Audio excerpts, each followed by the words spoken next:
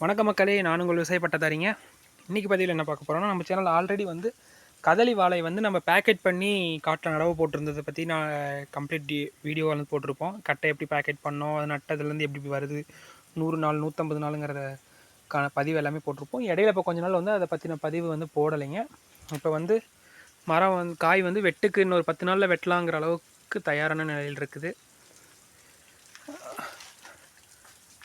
மட்டை கட்டி இருக்குங்க காய்க்கு புள்ளி இல்லாமல் இருக்கிறதுக்காக.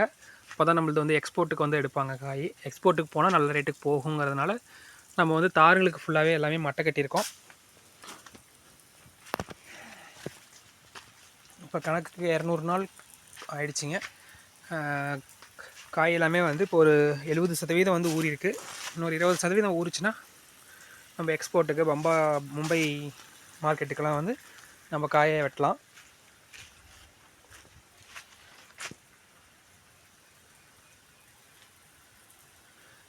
இப்படி நம்ம மட்டை கட்டுறதுனால வந்து நம்ம காயில் வந்து புள்ளி விழாமல் நமக்கு வந்து காய் வந்து சைனிங்கான கலரில் இருக்குங்க. அதுக்காக வந்து மட்டை கட்டியிருக்கோம். நான் அடுத்து வெட்டும்போது உங்களுக்கு தார் எப்படி இருக்குங்கிறத வந்து அடுத்த பதிவில் போடுறேங்க.